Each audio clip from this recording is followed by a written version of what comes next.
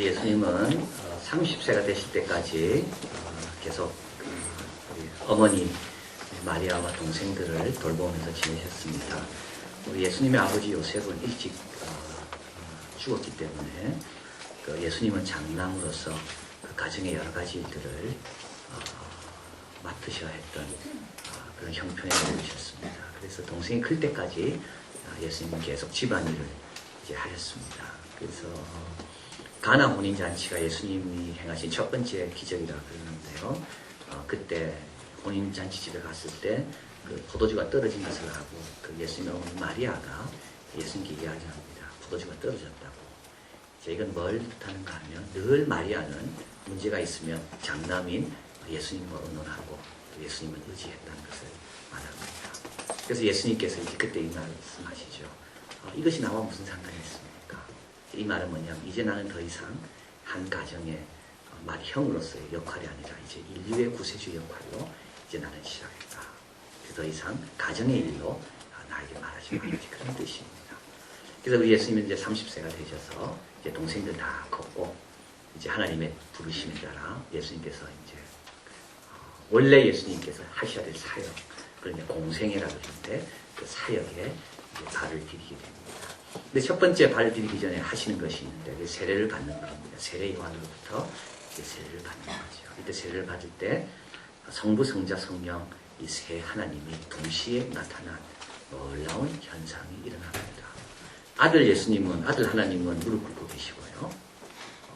아버지 하나님, 성부 하나님은 말씀하고 계시고요. 이는 내 사랑하는 아들이요.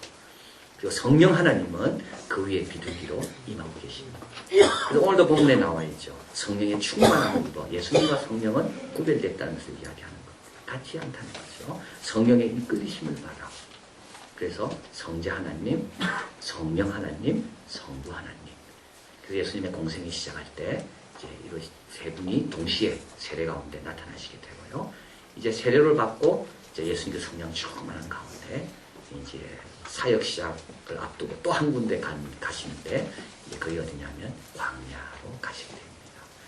그래서 광야는 막 돌들이 많이 있는 곳이고 경사진 곳이고 광야는 뭐 아무도 도시의 문명, 도시의 어떤 환경과는 전혀 동떨어져 있는 그래서 도적들과 혁명가들이 좋아했던 곳이 이 광야다라고 말합니다.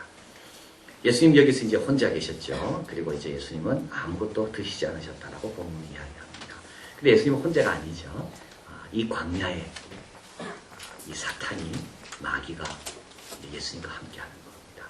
마귀는 예수님의 공생이 시작할 때 마귀는 꼭 예수님과 대결을 벌이고 싶었습니다. 왜냐하면 첫 번째 아담이 인류의 시작 아닙니까? 그래서 아담과 예수님과는 비슷하거든요.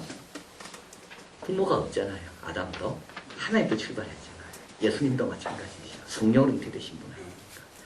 그래서 이제 아담이 첫 이제 우리 시조인데 이때 사탄이 에덴 동산에 아담을 유혹해서 결국 아담 몸에 안 좋은 바이러스를 심어놓고 그 후손들은 전부 다 태어날 때마다 이 안 좋은 바이러스, 유전자를 갖고 태어나게 된 겁니다. 근데 예수님이 딱 오셨는데 보니까 예수님은 아담의 유전자를 받지 않았어요. 예수님은 성령으로 잉태되신 분이니까. 그래서 예수님은 가르쳐주는 두 번째 아담이라고 이야기하죠. 그럼 예수님으로부터 이제 새로운 족속이 생겨나기 시작하는 겁니다.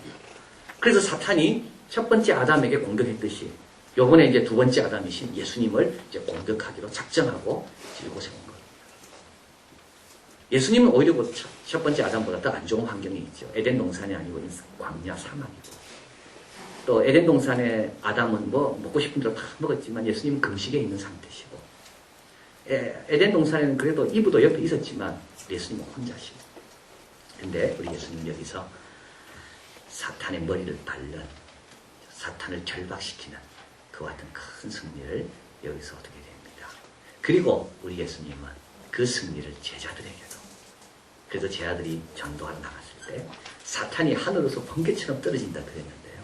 그런 놀라운 권세가 제자들에게도 주어지는 것을 보게 됩니다. 그래서 오늘 이제 공생애를 앞두고 바로 이제 세례를 받으신 다음에 사탄에게 시험 받으신 내용이 오늘 본문에 나와 있는데 사탄은 첫 번째 뭐라 시험하는가 하면 3절 같이 있습니다. 마귀가 가로되 내가 만일 하나님의 아들이어든 이 돌들이 명하여 떡덩이가 되게 하라. 참 이 첫 번째 시험은 무슨 시험입니까? 네가 하나님의 아들인데 하나님의 아들이 이렇게 배고파서 되냐? 그리고 당신은 하나님의 아들이기 때문에 얼마든지 이 돌들을 명하여 떡덩이가 되게 할 수 있으니까 배고픈데 빨리 떡덩이로 바꿔서 먹으라는 말입니다. 하나님의 아들인데 이 말 들으면 기분이 갑자기 나빠지죠. 내가 하나님의 아들인데 왜 내가 이 고생해야 되는 거야? 자존심이 팍 상할 수 있는 겁니다. 당신처럼 수고했는데 왜 이렇게 고생해야 되나? 당신처럼 똑똑한데 왜 이렇게 살아야 되냐? 똑같은 겁니다. 그리고 이렇게 말하죠. 당신은 할 수 있는데 왜 가만히 있냐? 할 수 있는데 욕해라. 할 수 있는데 싸워라. 할 수 있는데 대들어라. 예수님 보고 그 말이죠. 하나님의 아들이고 돌 명하면 금방 떡으로 변할 건데 그거 하라는 겁니다. 예수님 하십니까? 하지 않습니다. 예수님 하지 않습니다. 왜 하지 않습니까? 할 수 있어도 하나님이 하라고 하는 것만 난 하겠다는 겁니다. 이게 더 어렵습니다. 할 수 없으면 안 할 거예요. 아마.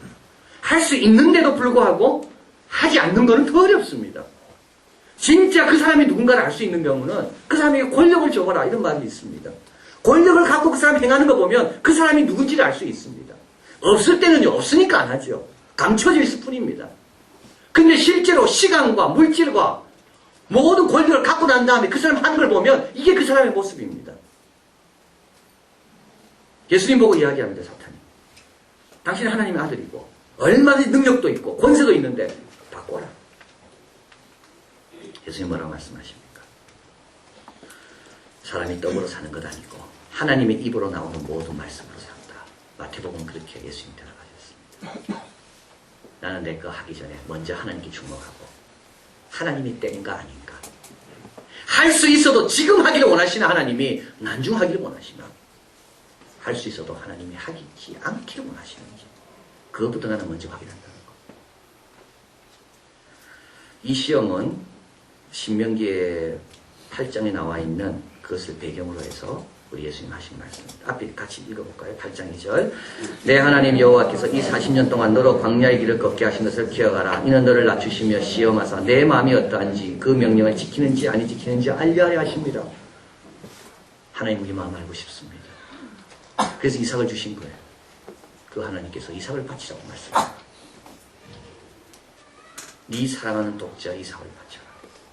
하나님도 아십니다. 독자라는 것을. 하나밖에 없기 때문에 이거 바치면 끝이라는 걸 아십니다. 사랑하는 독자. 네가 사랑하는 것도 아세요. 하나님 아브라함이. 그런 하나님은 마음을 알고 싶어요.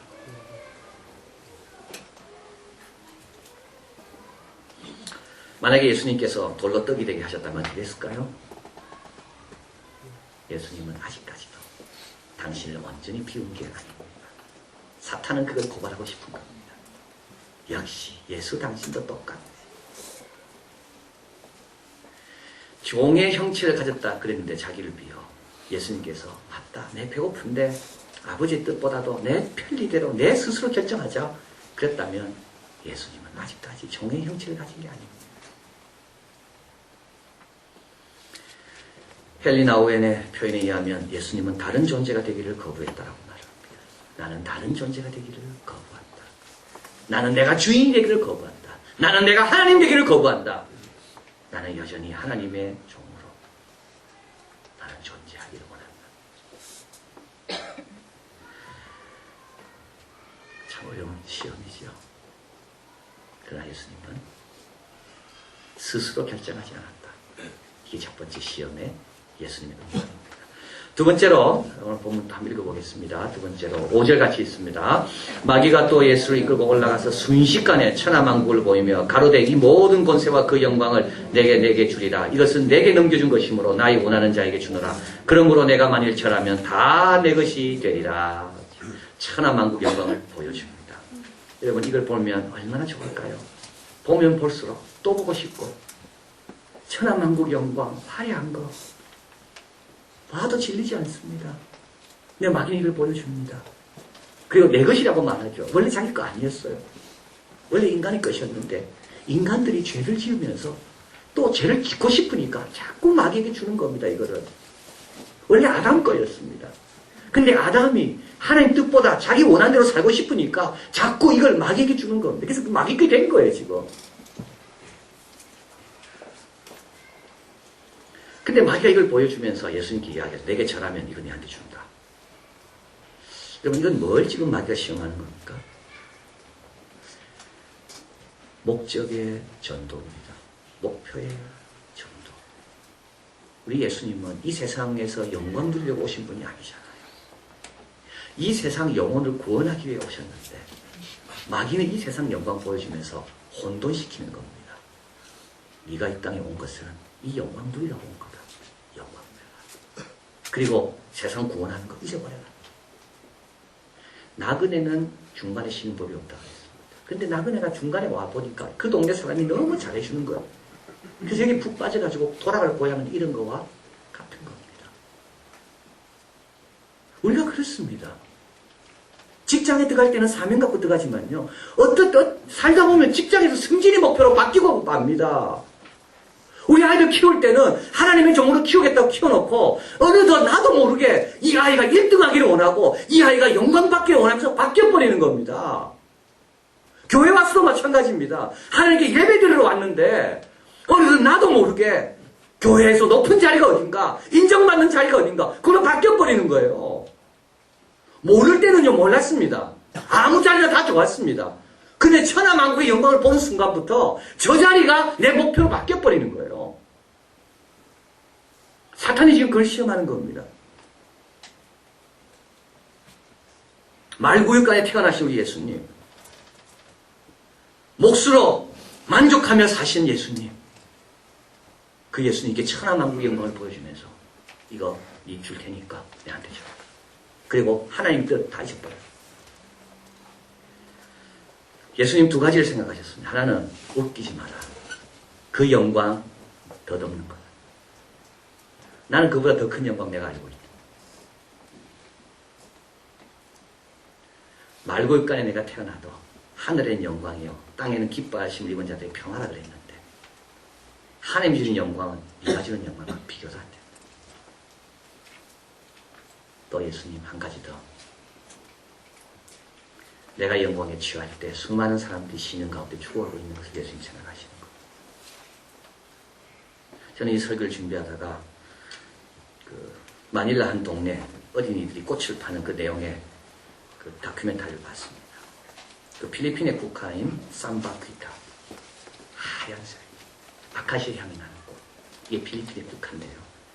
이 꽃은 사랑의 꽃이라고 이야기한답니다. 그래서 사랑하는 사람이 이 꽃을 주면 그 사람이 이걸 받으면 내가 그 사람의 사랑을 받는 것으로. 그래서 필리핀 사람들이 이 꽃을 너무 좋아하고 길거리에서 필리핀 거리에서 가장 많이 볼 수 있는 곳이 이 꽃이라고 이야기합니다.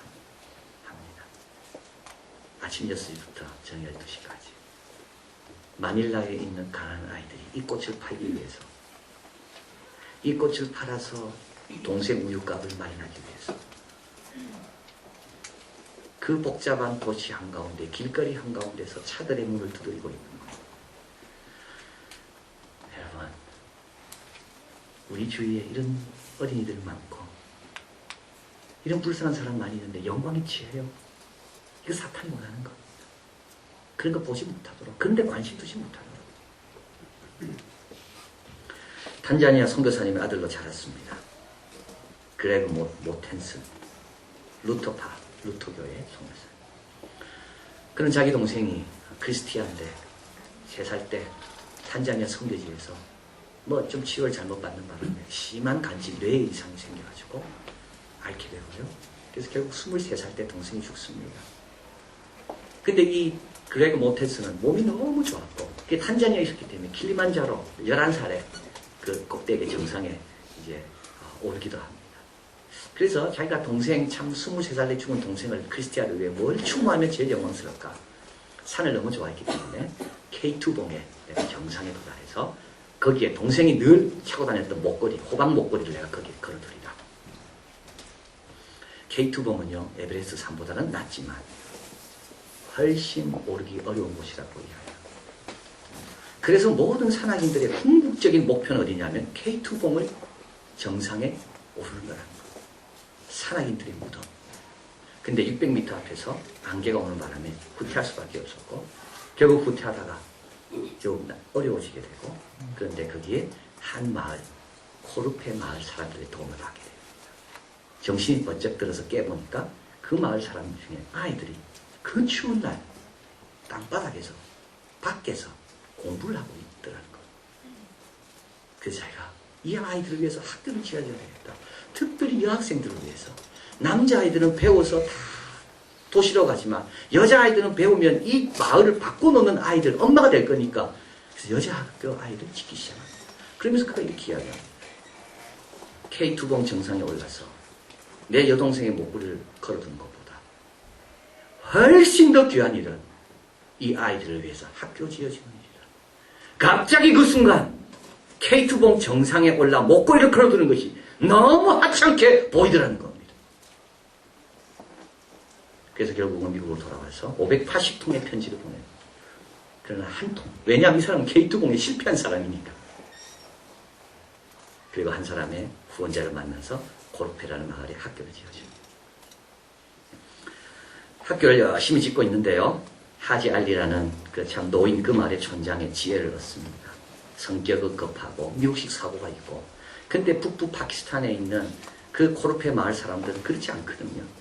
근데 공사 감독을 하다 보니까 자꾸 상처를 주는 겁니다. 내 하지 알리가 이 사람 불러. 내하고 이야기 좀 하자.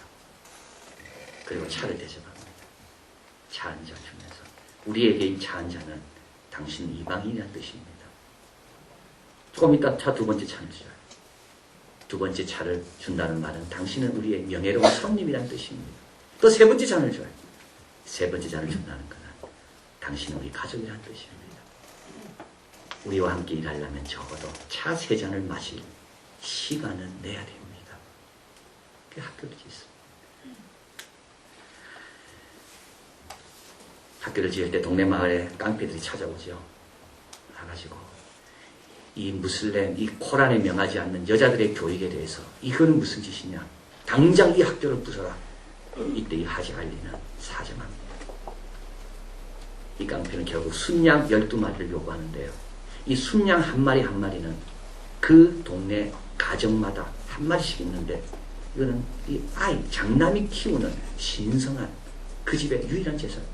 12마리를 울면서 이 하지메디라는 이 깡패 같은 사람에게 줍니다. 이때 하지 알리는 말합니다. 슬퍼하지 말라. 양들이 잡아먹힌 뒤에도 이 학교는 오래도록 남을 것이고 이 깡패 같은 하지메디는 먹을 것을 가져갔지만 우리 아이들은 영원히 교육을 받을 것이다. 우리가 좀 우리 생각을 조금 좀 원대하고 좀 깊고 좀 그래야 되지 않을까. 9.11 테러 사태가 일어났습니다. 근데 이 사람은 지금 78개 북파키스탄과 아프가니스탄에 학교를 세우니까 국방부에서 초청해가지고 어디에 알카이드가 있는지 좀 알려달라고. 그리고 의회에서 초청이 옵니다. 의회 가가지고 자기 사익에 대해서 다 이야기한 다음에 그럼 이렇게 이야기합니다. 테러가 발생하는 것, 파키스탄이나 아프가니스탄에서 몇몇 사람들이 벼랑간 우리를 미워하기로 결정했기 때문이 아닙니다. 죽음이 아니라 삶을 선택할 만큼 맑은 미래가, 밝은 미래가 이 아이들에게 주어지지 않았기 때문입니다. 사탄이 원하는 게 바로 이거죠. 밝은 미래 주지 않도록 계속 이미 밝아진 우리들의 눈과 마음을 어디 세상에 빠지도록 만드는 거예요. 이 아이들은 계속 어두운 가운데 증오와 탄식 가운데 지내도록 내버려두고 이미 빛을 받은 성도들은 계속 영광에 무엇을 먹을까 무엇을 입을까 거기만 계속 바라보게 만드는 거예요. 예수님 속지 않습니다. 최고의 영광은 어떤 게 영광입니까? 세상의 화려한 곳에 내 중앙에 서는 것이 영광, 그것보다 더 큰 영광. 마이클 그린이 말한 것처럼 예수님이 거부하신 덧없는 왕국을 목표로 해서는 안 됩니다. 예수님이 거절하신 당장의 성취를 붙들어서는 안 됩니다. 천하만국에 흔들리지 않는 우리 예수님, 우리도 그렇게 되면 좋겠습니다. 꽃을 팔아 새벽부터 다니는 아이들을 기억하시고 우리 주위에 가난하고 어려운 우리 친척들, 구원받아야 될 우리 친척들, 이런 걸 기억하시고, 그리고 영원한 영광이 따로 있다는 것을 기억하시고, 중간에 목표를 바꾸지 않는 여러분 되시길 진심으로 바랍니다. 마지막으로 세 번째 또 예수님을 시험합니다. 9절 같이 있습니다.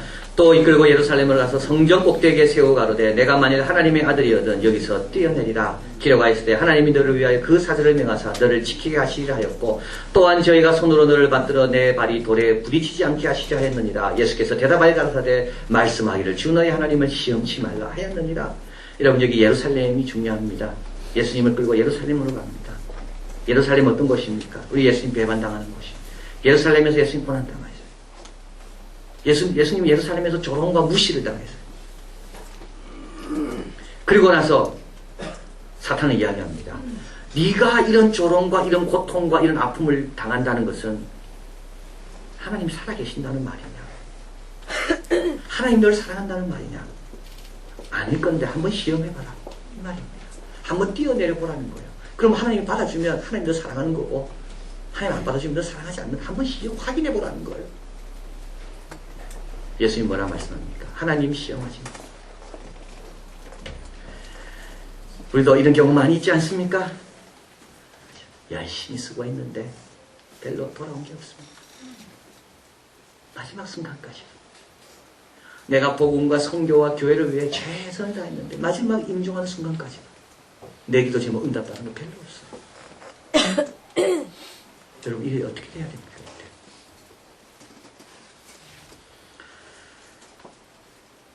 이 시험치 말라는 말은 마사 혹은 무리바에서 물이 없어 물을 달라고 외치던 그 배경에서 온 겁니다. 근데 여러분 참 중요한 거는요. 이스라엘 백성의 역사를 볼 때 깨닫는 겁니다. 이스라엘 백성이 홍해를 건넜잖아요. 홍해가 갈라진 걸 봤습니다. 이스라엘 백성이 오늘 아침도 이날 아침도 마사 무리바에서 물이 없다고 하는 게 불편할 그날 아침도 이들은 만나를 먹었습니다. 불평하는 이 순간도 구름 기둥과 불 기둥이 이들을 인도하고 있습니다. 바로 이전에는 뭐가 있었는가 하면 마라라는 습물이 강물로 바뀐 것을 경험했습니다. 그런데도 이들은 고통과 고난이 오면 또 원망합니다.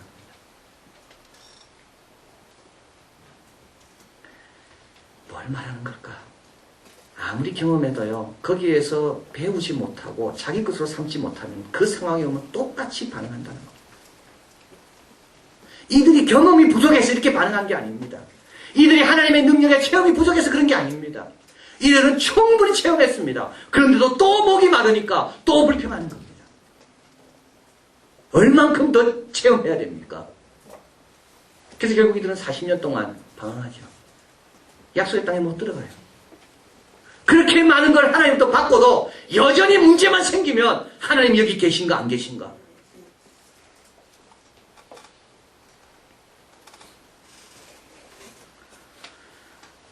여러분 하나님 따라가려면 이 문제가 꼭 극복돼야 됩니다. 이거를 우리가 넘어설 줄 알아야 됩니다.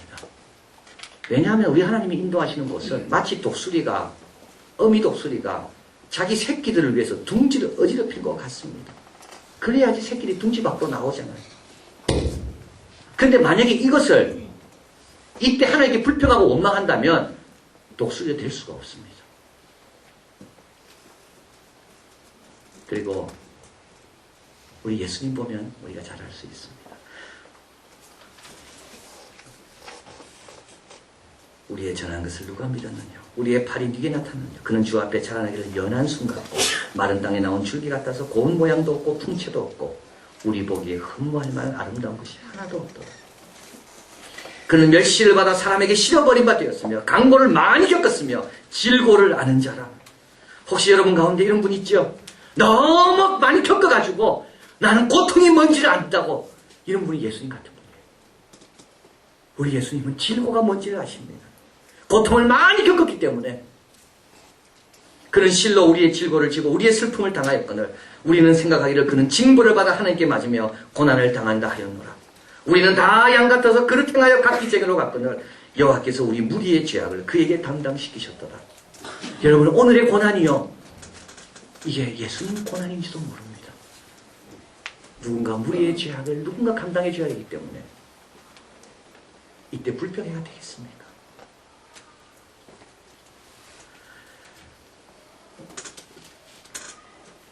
낙담과 불평은 어제의 축복에 대한 배은 망덕이라고 했습니다. 오늘의 기회에 대한 무관심입니다. 내일을 위한 힘에 대한 불안감입니다. 낙담과 불평은 시간에 대한 조급함이며 사고의 미성숙이며 하나님에 대한 무례함입니다. 그래서 어려움이 올 때마다 해야 될 말은 딱 두 가지밖에 없어요. 하나님 어디 계시냐 이런 말이 아니에요. 아버지 뜻대로 되기를 원합니다. 또 한 가지는 사탄아 물러가라. 오늘 본문에 보면 예수님께서는 모든 시험을 다 받으신 다음에 사탄은 떠났다고 되어 있습니다. 사탄은 이때 치명타를 입게 됩니다. 그래서 예수님께서는 14절에 성령의 권능으로 갈릴리 돌아가 소문이 사방에 퍼지고 가르치심에 무사람에게 칭송을 받고 예수님의 사역이 활짝 열리게 되는 것을 보게 되는데 왜 그렇습니까? 사탄이 결박당했기 때문에 그렇습니다. 우리도 마찬가지입니다. 우리가 왜 제자리 걸음일까요? 우리가 왜 활짝 주님이 원하는 그 큰 바다로 들어가지 못합니까? 왜 우리는 늘 채바퀴 돌듯이 이 자리에 또 와 있습니까? 오늘 주신 말씀대로 우리가 순종하지 않기 때문이죠. 그래서 오늘 말씀 기억하시면서 할 수 있어도 하나님께 한 번 더 물어보십시오. 그 영광 앞에 목적을 바꾸지 마십시오. 그리고 고난과 역경이 있다 할지라도 우리가 해야 될 두 말만 기억하시고 다른 말로 하나님 앞에 함부로 말하지 마십시오. 그러면 우리도 부족하지만 우리로 인하여 사역의 길이 활짝 열리는 승리의 종들 될 줄 믿습니다. 기도하겠습니다.